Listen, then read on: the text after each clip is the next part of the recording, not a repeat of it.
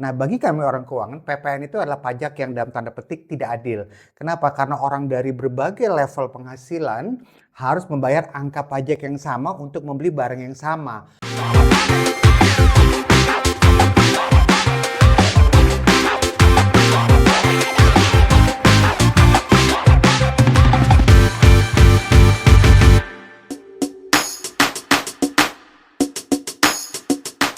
Sebenarnya gini, kalau kita bicara tentang kenaikan PPN, sebenarnya nggak hanya PPN ya, pajak pada keseluruhan ya.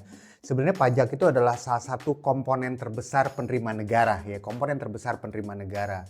Dan seperti layaknya keuangan pribadi ya, biasanya orang menaikkan atau berusaha menaikkan penghasilannya ada berbagai macam sebab. Salah satunya adalah kan dia harus membayar pengeluaran-pengeluarannya.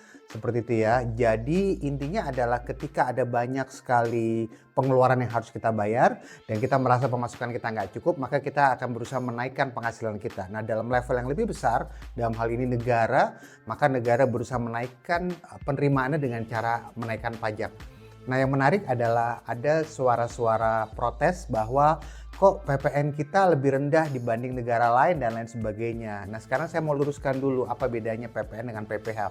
Intinya adalah kalau PPN adalah pajak yang dikenakan kepada wajib pajak, bisa berupa perorangan maupun badan usaha, terhadap sebuah transaksi barang atau jasa seperti itu. Jadi setiap kali kita bertransaksi barang dan jasa, kita akan dikenakan tambahan berupa yang namanya PPN.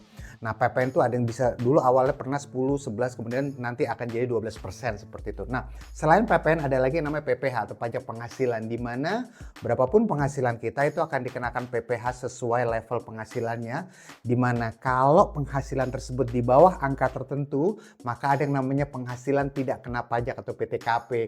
Jadi kalau orang punya penghasilan yang katakan di bawah angka tertentu dalam setahun, dia tidak kena pajak. Mantep banget itu ya. Nah, tapi kalau di atas angka tertentu dia harus bayar pajak, namanya pajak penghasilan. Nah, yang lucu adalah bahwa pajak penghasilan bagi kami orang keuangan, pajak penghasilan adalah pajak yang fair, pajak yang adil. Kenapa? Karena orang membayar kontribusi sesuai besaran penghasilan yang dia dapatkan. Jadi makin besar penghasilan seseorang, makin banyak pajak yang harus dia bayarkan, itu fair. Nah, bagi kami orang keuangan, PPN itu adalah pajak yang dalam tanda petik tidak adil. Kenapa? Karena orang dari berbagai level penghasilan harus membayar angka pajak yang sama untuk membeli barang yang sama. Seperti itu ya, misalnya si A dan si B. Si A penghasilannya jauh lebih besar daripada si B. Tapi ketika mereka membeli barang dan jasa yang sama, mereka harus membayar pajak yang sama, yaitu yang namanya PPN itu. Jadi bagi kami orang keuangan, itu PPN itu adalah pajak yang tidak adil. Tapi yang lucu adalah bahwa PPN lah yang diutak-utik untuk menaikkan penerimaan negara gitu ya. Sementara kalau kita bicara dari level keuangan, sebenarnya kalau mau diutak-utik kita masih bisa utak-utik dari segi PPh misalnya. Atau mungkin angka untuk penghasilan yang menengah atas mungkin bisa dinaikkan lagi. Ada berbagai macam cara. Banyak juga orang bilang salah satu cara yang bisa digunakan, coba dong tiru Singapura misalnya. Ya bikin larangan, aturan dilarang merokok gitu ya. Siapapun yang ngerokok kita tangkepin, kita denda, lumayan tuh duit gitu. Ada juga orang bilang kalau negara mau naikin penghasilan jangan dari PPN dong, naikin dari mana tuh, uang koruptor tuh ditangkepin terus diambil. Ada berbagai macam suara dan itu mesti kita respect, dan saya sendiri respect dengan pendapat itu. Tapi tentunya dari segi level pemerintah tidak mudah menjalankan aturan itu semua, kembali kepada ininya masing-masing. Sekarang balik lagi kepada PPN itu tadi, sekali lagi kenapa PPN naik? Ya tentunya memang sudah ada aturan yang disepakati antara pemerintah dan DPR ya, sudah 2-3 tahun lalu ya. Dan ini memang sudah disepakati. Nah, untuk membatalkan itu sebetulnya masih bisa, ada namanya peraturan, namanya Perpu namanya ya, itu masih bisa. Tapi di luar itu sekali lagi fungsinya, tugasnya salah satunya adalah untuk menaikkan penerimaan negara. Nah, apa yang bisa kita lakukan? Yang bisa kita lakukan tentunya seperti yang kita lihat banyak orang protes ya, banyak petisinya juga seperti itu. Tapi kalau kita mau lihat lebih dalam lagi, anggap saja kenaikan PPN ini adalah inflasi yang dipercepat. Inflasi yang dipercepat. Kenapa? Karena begini, kita harus tahu bahwa setiap tahun kita hidup ada yang namanya kenaikan harga barang dan jasa. Saya ingat sekali kalau misalnya sekarang saya bicara ini di bulan Desember 2024, saya ingat sekali pada tahun 2020 dan 2010 harga-harganya jauh di bawah harga-harga sekarang seperti itu. Jadi kita anggap saja bahwa ini adalah bagian dari inflasi, cuma kemungkinan ya berarti inflasi yang dipercepat lah. Nah, ini juga menarik. Kenapa? Karena pada tahun 2024 di Tenggarai ada banyak sekali perusahaan yang melakukan PHK ya, dan jumlah PHK ini nggak kaleng-kaleng, ada banyak sekali, dan dengan asumsi banyak karyawan yang di PHK dan sampai hari ini mereka belum dapat pekerjaan, maka kenaikan PPN ini bisa jadi bumerang kalau misalnya orang-orang tersebut belum mendapatkan pekerjaan lagi ya. Maka salah satu cara yang mungkin bisa dilakukan adalah mempercepat arus investasi asing masuk ke Indonesia, karena harapannya adalah arus investasi asing besar kemungkinan akan meng-create jobs, menciptakan lapangan kerja baru. Jangan lupa bahwa ketika investasi asing masuk, maka asing akan membuka perusahaan di sini. Dan ketika asing membuka perusahaan di sini, ya tentunya akan mempekerjakan atau akan membuat lapangan kerja baru. Jadi sekali lagi nomor satu adalah kalau memang kebijakan PPN ini mau tetap berjalan di 12%, sementara 2024 ini banyak sekali PHK yang terjadi, maka menurut saya salah satunya adalah percepat arus investasi asing, itu yang pertama. Kemudian nomor dua adalah bagi kita masyarakat fokus pada pengeluaran-pengeluaran yang memang wajib dan butuh. Seperti itu ya. Saya ngerti sih memang sekarang Gen Z itu ada yang namanya lipstick effect. Wah ya, ada namanya boom spending, doom spending lah. Intinya adalah di tengah kesulitan ekonomi seperti sekarang, banyak di antara kita yang belanja kecil-kecil tapi lumayan gitu. Sebenarnya nggak hanya kecil-kecil.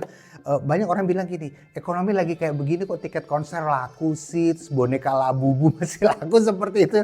Apakah sekarang orang sebetulnya punya uang? Sebenarnya orang uangnya sedang berkurang sekarang, saya ngerti. Cuma membeli Labubu dan lain sebagainya itu uang yang masih dimiliki ya oleh banyak orang, dengan asumsi bahwa kalau mereka membeli itu mereka akan jadi lebih happy. Konser membuat seseorang lebih happy seperti itu ya, seperti itu. Jadi apakah orang sekarang punya uang? Orang sekarang tidak sepunya itu saat ini ya. Kondisi memang tidak begitu mudah saat ini, tapi itu yang terjadi. Betul. Saran saya adalah di 2025 stop sedikit pengeluaran-pengeluaran seperti itu.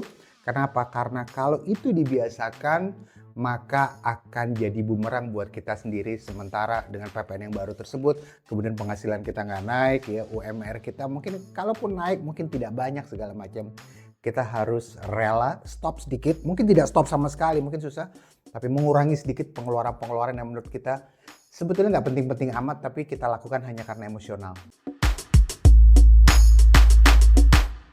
Ya, sebenarnya kalau mau kita bicara signifikan dan lain sebagainya, yang dulu 11 sekarang 12, sebetulnya dari segi angka tidak terlalu terasa signifikan, cuma akan sangat terasa signifikan kalau kita pembeliannya transaksi angkanya besar. Kalau transaksi angkanya besar, sekali beli angkanya besar, itu akan terasa. Tapi kalau misalnya sekali beli angkanya kecil, itu mungkin tidak begitu terasa ya. Cuma kalau di jumlah terasa. Contoh misalnya streaming video. Semua dari kita sekarang punya layanan streaming video ya. Apalagi mungkin saya nggak usah sebut brandnya. Tapi yang menarik ada satu orang saat ini punya layanan streaming video lebih dari satu. Ya dia punya 3, dia punya 4 seperti itu. Dan kan ada dia punya 5 belum lagi. Dan itu apa namanya spesifik lagi.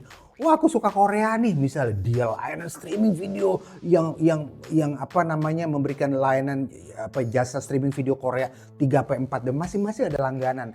Nah sekali transaksi 12% tuh mungkin nggak kerasa ya. Tapi ketika dia lakukan banyak itu akan terasa. Jadi saran saya adalah sekali lagi, kalau mau yang signifikan banget yang terasa bagi orang adalah ketika dia melakukan transaksi angka besar satu kali, atau angka kecil tapi berkali-kali seperti streaming video yang banyak sekali itu. Buat saya sih adalah kalau Anda langganan streaming video maka tipsnya sederhana. Kalau Anda suka Korea ya sudah 2 saja gitu ya. Kemudian suka olahraga ya 2 aja gitu. Karena memang sekarang memang zamannya streaming video seperti itu. Iya, sebenarnya mudah sekali ya. 11 ke 12 itu kan selisihnya 1. Kemudian 1 itu dibagi dengan angka lama ya. 1 dibagi 11 yaitu adalah 9%. Benar ya, Benar. 9% bukannya 0,9. Bukan 0,9, betul.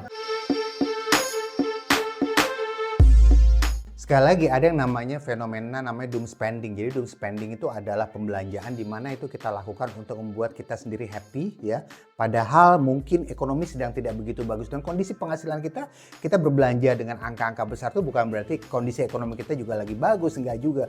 Tapi kita lakukan kenapa? Karena mumpung saya masih ada uangnya, ini saya beli dan itu bikin saya happy seperti itu ya. Nah itu yang bikin seperti itu, seperti hal-hal seperti itu.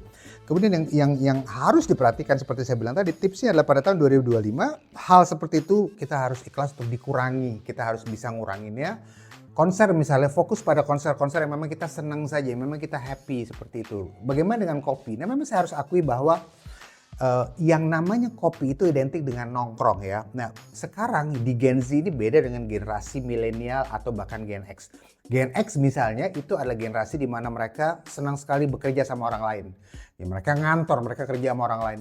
Begitu masuk milenial, begitu masuk Gen Z, banyak di antara mereka yang tidak jadi karyawan, tapi mereka lepasan. Ya, mereka lepasan. Orang-orang lepasan ini malah nggak nyaman dia di kantor. Mereka lebih senang apa dia di luar kantor. Nah, kalau di luar kantor ada yang namanya jasa coworking space. Ya, cuma jasa coworking space itu kan terlalu netep gitu ya. Maka banyak di antara Gen Z dan milenial yang freelancer ini, yang lepasan ini, mereka memilih kafe. Mereka memilih kafe dan di kafe apalagi yang dia minum ya kopi lah seperti itu. Nah, sekarang memang ada pendapat gitu ya. Oh, ini keluar uang buat kopi, kemahalan lah dan lain sebagainya. Saran saya adalah lihat-lihat di mana tempat kita beli kopi. Seperti itu kan tentunya kalau kita bicara kopi, ada kopi yang dijual di ruko di pinggir jalan, rukonya bagus-bagus. Tapi ada juga kopi yang dijual di mall. Nah, kalau Anda pergi ke mall ya terasa lah harganya lumayan lah gitu ya.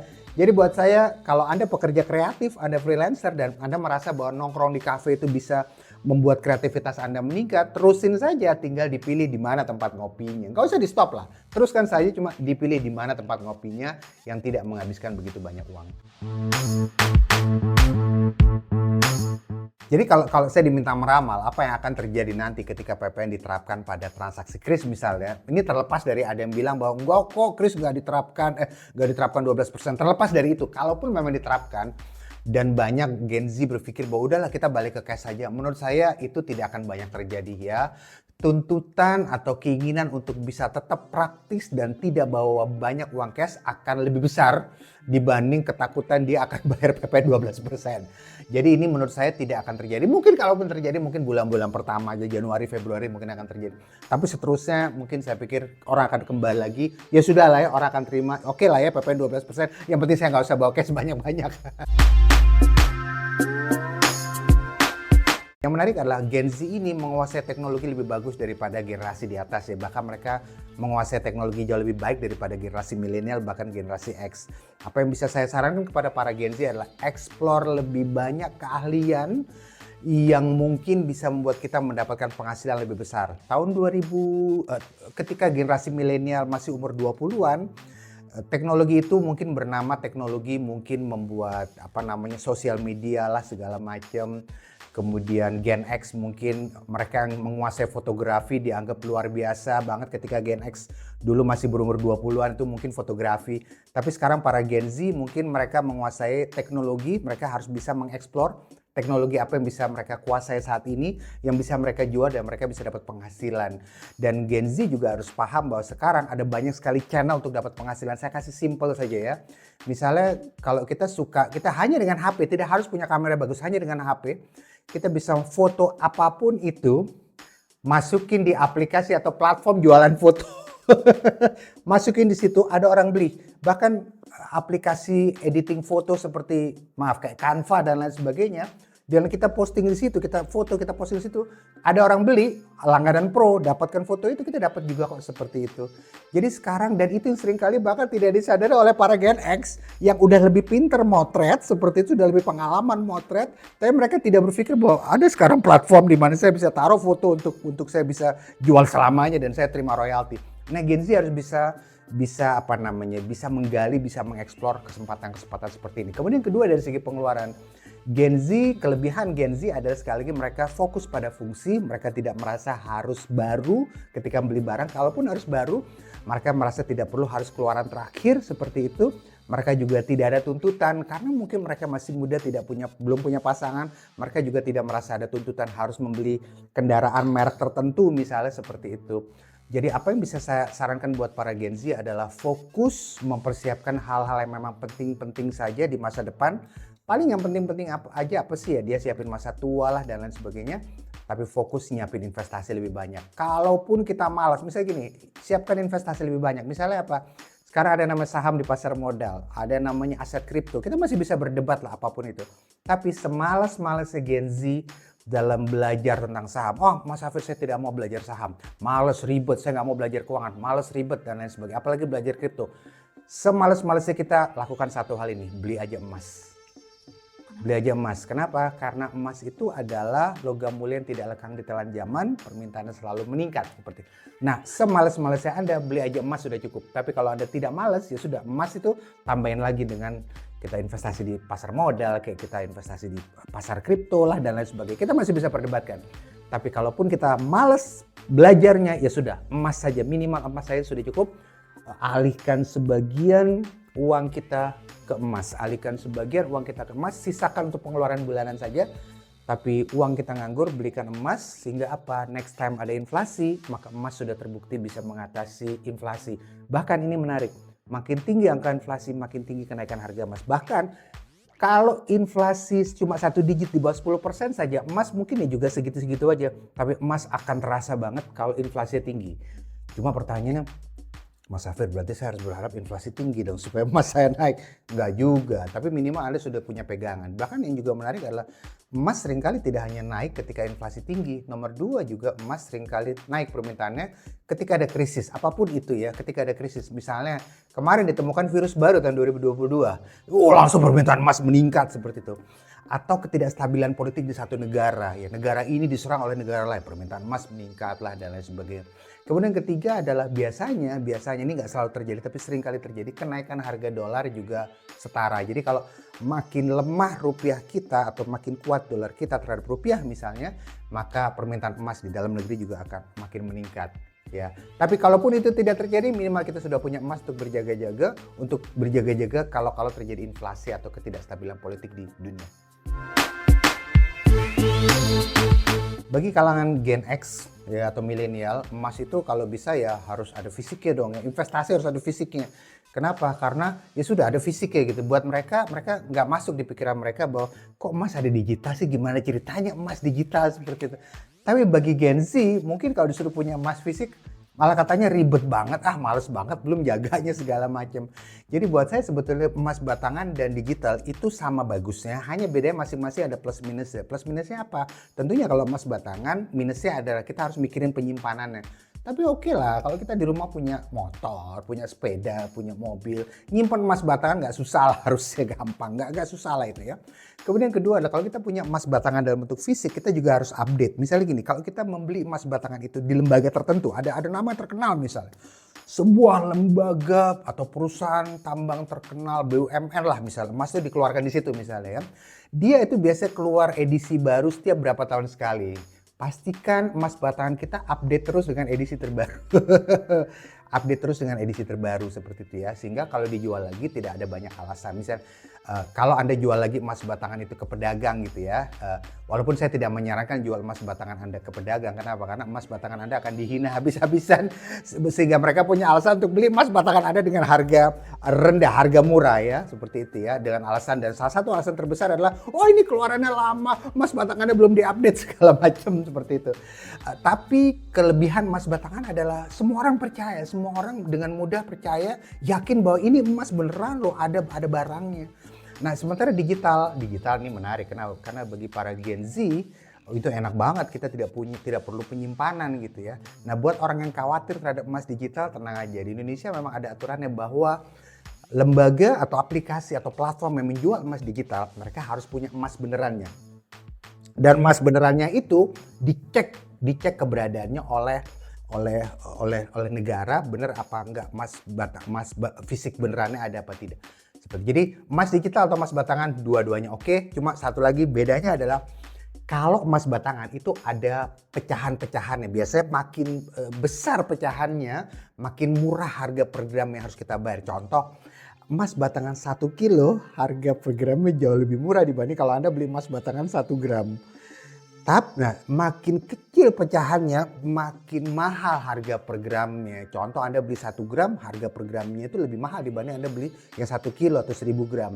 Tapi pada emas digital tidak ada yang namanya pecahan berapa yang Anda beli ya. Karena dia berlaku aturan seragam bahwa per gram harganya sekian. Jadi batangan atau digital dua-duanya oke.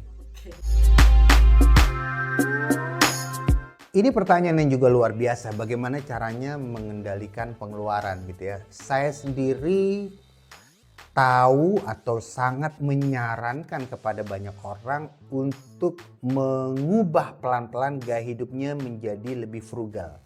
Nah, apa itu frugal? Frugal tuh begini, frugal tuh pada dasarnya artinya kurang lebih adalah hemat. Kalau banyak orang berpikir hemat, Pak Safir, rumah saya di Ciputat, kerja saya di Sudirman, berarti saya harus jalan kaki dong, Pak. Enggak. Itu bukan hemat, itu luar biasa pelit namanya. Tapi Anda hemat ya, tapi tidak seperti itu. Maksudnya begini, frugal itu artinya nomor satu adalah beli barang yang memang kita butuhkan. Ya, itu yang pertama. Yang kedua adalah butuhkan itu memang abu-abu ya, tapi intinya begini. Tipsnya adalah nomor satu adalah frugal itu tipsnya adalah nomor satu, berani hidup dengan lebih sedikit barang. Ya. Contoh misalnya baju, ya sudah berani hidup dengan baju yang lebih sedikit. Yang lama-lama ya sudah buang atau dikasih gitu ya. Kemudian bagaimana cara supaya kita bisa hidup dengan lebih sedikit barang, kita harus bisa merasa cukup ya. Kita harus bisa merasa cukup. Misalnya gini, kita punya kendaraan, kemudian kita tidak pernah puas dengan kendaraan itu. Ya udah kita beli baru, kita upgrade terus kendaraannya sesuai dengan jabatan saya di pekerjaan, Mas Safir, seperti itu. Sesuai dengan kenaikan penghasilan, masa motornya ini lagi sih, kita upgrade terus. No, kita harus bisa merasa cukup. Dengan demikian kita bisa hidup dengan lebih sedikit barang. Jangan lupa bahwa biasanya makin banyak barang, makin banyak problem.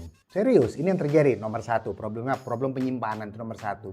Kemudian nomor dua adalah problem dengan harga. Kadang-kadang kita membeli itu kita maksain harganya lebih mahal, itu yang kedua. Kemudian ketiga adalah problem namanya biaya penyusutan. Jadi dalam akuntansi itu dikenal dengan istilah biaya penyusutan. Artinya kalau kita membeli sesuatu, maka ada biaya penyusutan yang harus kita tanggung. Contoh Anda beli mobil, ini misalnya Anda beli mobil. Nah, beli mobil itu ada yang namanya biaya penyusutan, dan biaya penyusutan terbesar pada kendaraan itu adalah pada tahun pertama. Seperti itu. Loh, pertanyaannya sekarang adalah, kalau gitu kita nggak beli kendaraan dong? Nggak juga, tapi sekali lagi, kalau sebuah fungsi bisa kita dapatkan tanpa harus membeli, maka pertimbangkan sewa, itu yang pertama. Contoh misalnya begini, Anda tinggal di Ciputat ya, kerja di Sudirman misalnya seperti itu. Maka Anda butuh fungsi alat transportasi 4 roda seperti itu ya. Kebanyakan orang berpikir, oke, saya butuh alat transportasi 4 roda. Maka untuk dapat fungsi itu, kebanyakan orang Indonesia berpikir, oke, Mas Safir, saya harus beli mobil, gitu ya. Mereka berpikir untuk dapat fungsi itu saya harus beli. Padahal sebetulnya dia bisa sewa. Apa yang bisa dia lakukan? Dia bisa naik taksi online. Dengan dia naik taksi online, dia sewa. Ya, dia sewa. Sebagai contoh misalnya dari Ciputat dia pergi ke Sudirman, dia naik taksi online ya. Kita tidak usah bicara bis kota dan lain sebagainya. Kita bicara yang setara aja.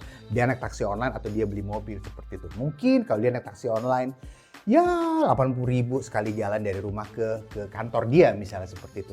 Pertanyaannya sekarang, loh Mas Safir, kalau saya punya mobil, uang 80.000 itu kan bisa saya gunakan untuk 1 rit, Mas Safir bolak-balik. Iya sih, setuju.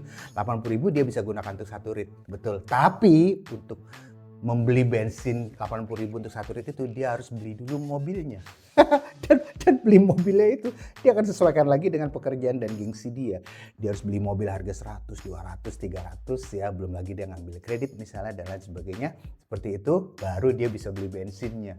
Tapi ketika dia naik taksi online, dia tidak harus beli dulu kendaraannya, dia bisa fokus pada fungsi. Toh setelah sampai di kantor, teman-temannya nggak nanya, kamu bawa mobil atau naik taksi online? Nggak penting kali buat bosnya Anda naik taksi online atau kendaraan sendiri. Jadi nomor satu tipsnya adalah, kalau sebuah fungsi bisa didapat tanpa harus membeli, pertimbangkan sewa, itu yang pertama.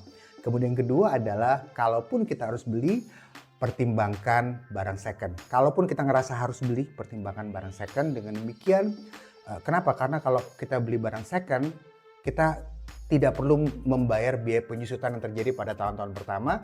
Tentunya barang second yang memang kualitasnya masih bisa kita terima.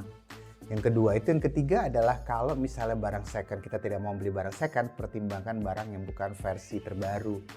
Dan nomor 4 juga, supaya kita bisa tetap frugal adalah, ketahuilah bahwa tidak semua barang kita pakai selama itu. Saya kasih contoh misalnya begini.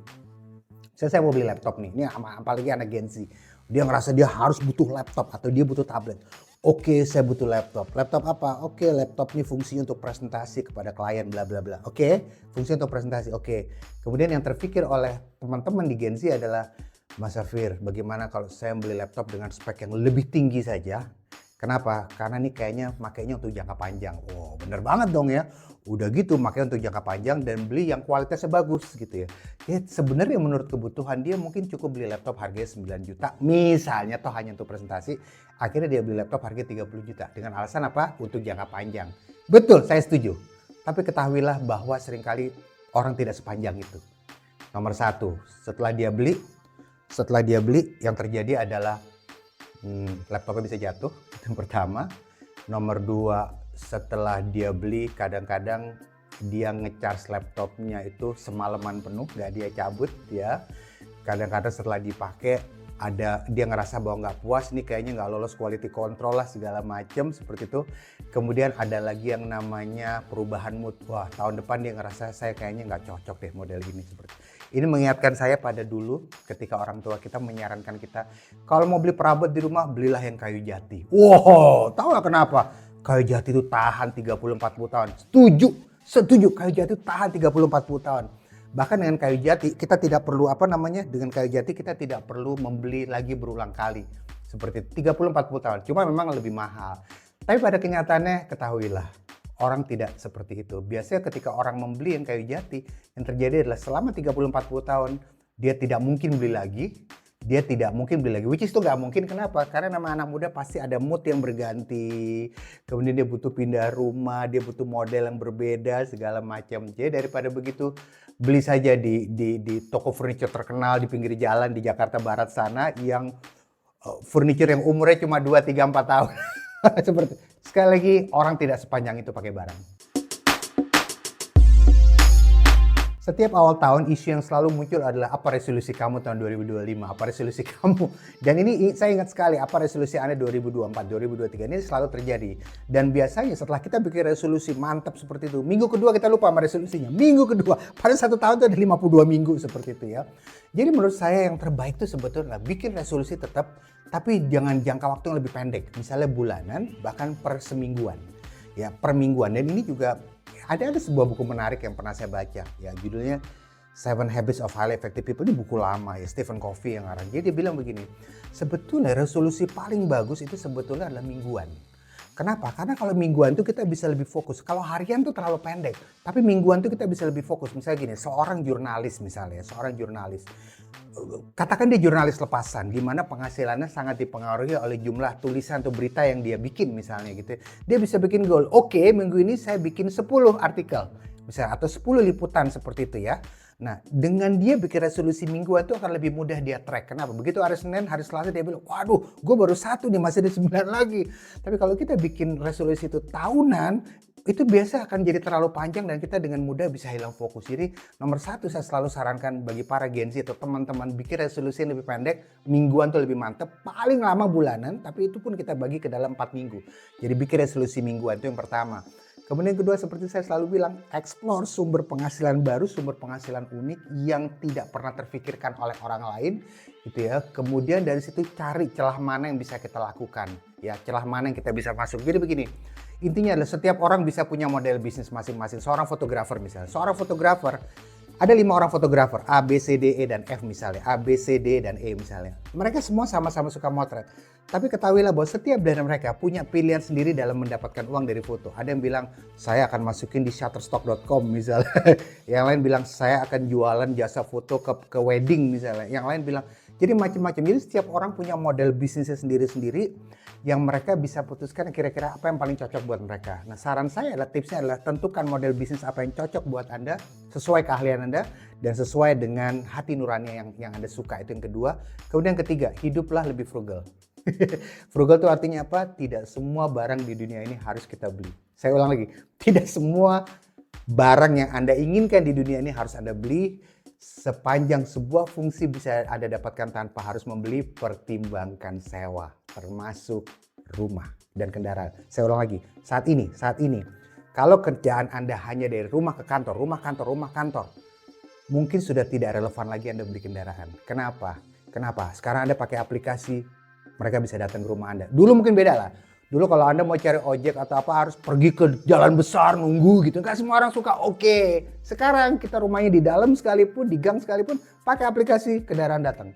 Sekarang mungkin kalau saat ini Anda tidak punya kendaraan sendiri, mungkin tidak relevan lagi buat Anda beli kendaraan karena taksi online sudah sangat mudah, itu nomor 3. Kemudian nomor 4 adalah jangan selalu berpikir harus ngikutin barang versi terbaru ya. Karena versi terbaru nggak habis-habis. Ingatlah bahwa produsen tidak selalu mikirin Anda. Produsen hanya berpikir buat dirinya sendiri ya, bagaimana cara dia bisa jualan lebih banyak ya. Kemudian nomor 5 ini juga harus diketahui adalah hindari FOMO ya. Hindari FOMO, hindari balap-balapan dan tidak usah terlalu dengarkan omongan orang. Karena omongan orang nggak pernah berhenti-berhenti ya. Anda posting apa selalu dibilang kok bajunya jelek banget sih. Anda pakai baju yang sesuai sama dia, orang lain bilang yang lain lagi seperti itu. Jadi saya pikir kalau hal-hal ini dilakukan terus, saya pikir Gen Z akan punya mindset sendiri, gaya mengelola keuangan sendiri yang tidak mudah terpengaruh oleh orang lain. Dan mudah-mudahan kita bisa ketemu lagi lah di masa yang akan datang. Para Gen Z itu sudah lebih makmur daripada hari ini.